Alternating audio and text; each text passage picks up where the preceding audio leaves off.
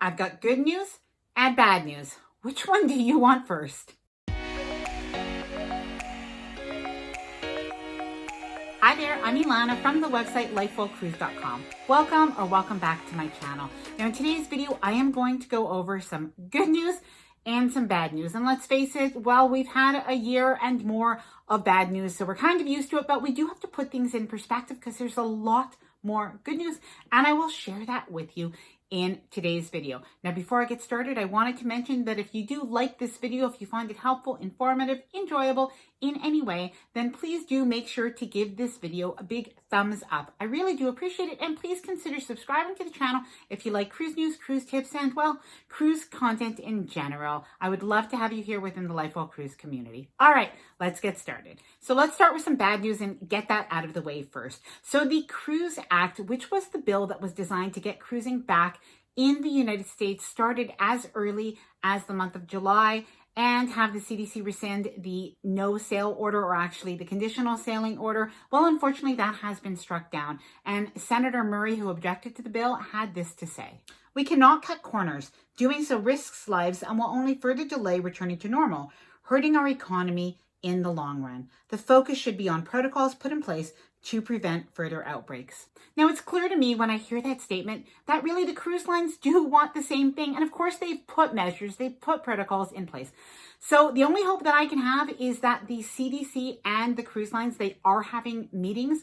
I hope that they are able to show the measures and the protocols that they have in place, and, well, that science will win out on this one, because cruise lines, of course, as we know, they are sailing in many, many different countries. We will talk about that later on in the video, but there's so many good things going on outside of the US. Let's keep going. Now, I do want to balance out the good news and the bad news in this video, so let's shift gears and go on to some good news now. So if you are a fan of cruising to Key West, you're going to be happy with this one, because Key West had voted back in November 2020 to actually, well, ban certain size cruise ships and have a lot of different stipulations that really restricted the cruise ships that would come into Key West.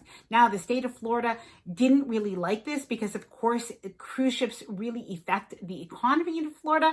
So the state of Florida now, well, it looks like this has been overturned.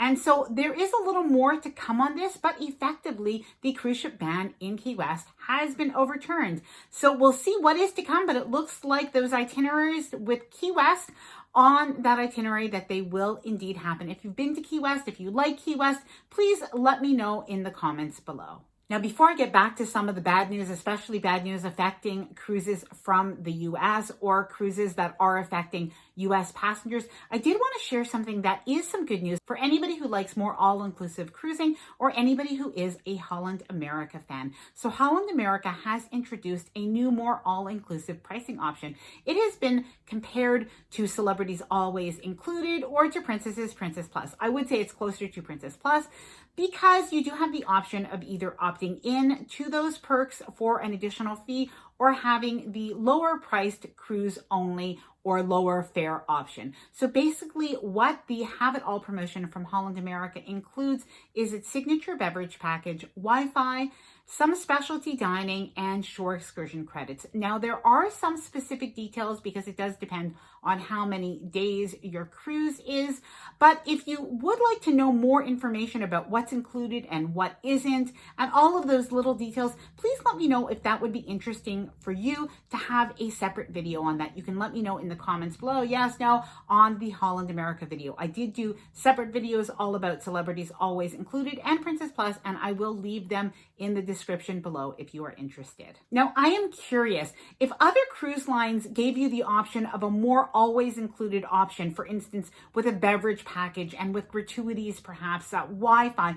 Would that be something interesting for you on any cruise line? Please let me know in the comments below. I'm really curious about this. Now, getting back to cruising from the US, we've got to talk about Alaska. They are so highly affected by the CDC's conditional sailing order and by the fact that cruises just haven't been given a timeline to restart in the United States. They say they are absolutely in danger of losing needlessly their 2021 Alaska season. It's very difficult for them. Effectively, this affects tourism all the way into May 2022 if they don't get cruising started this summer. Of course, there are other challenges, including the Canada cruise ban. Right now, the governor of Alaska has joined the Florida governor in suing the CDC, hoping that this will help to gain a restart of cruising sooner rather than later. Now, if you're cruising from the Bahamas this summer, I have some good news and some potentially bad news. So the good news is that when you fly into the Bahamas, if you are vaccinated, you will not need to have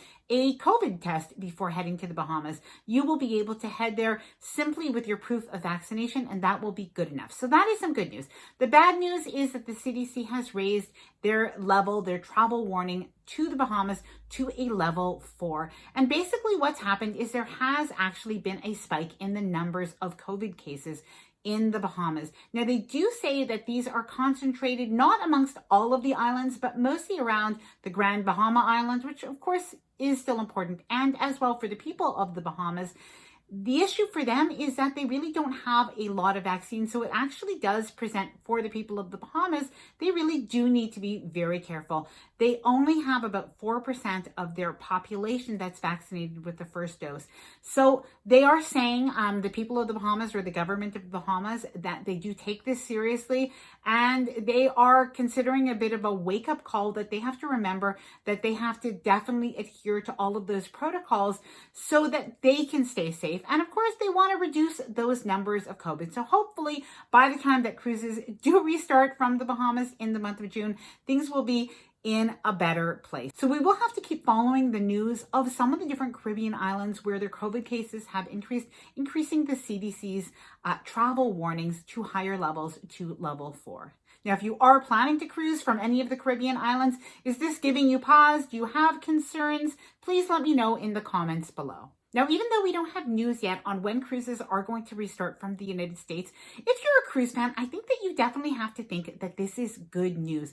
We have cruises restarting, well, they already, of course, restarted, but in the months of May, June, July, August, we had actually over 50 ships sailing, new ships sailing from Israel, from the UK, from Italy, from different Caribbean islands, including the Dominican Republic, Antigua, Bahamas. We have Bermuda, we have St. Martin, Barbados, we have Greece. It is really exciting to see that 50 cruise ships will be starting up between the month of May and the month of August. And hopefully very soon we can add some cruise ships from the United States as well. Now, my last bit of good news, I have this Band-Aid that I am wearing proudly because I got my first vaccine on Thursday. I'm videotaping this on Saturday.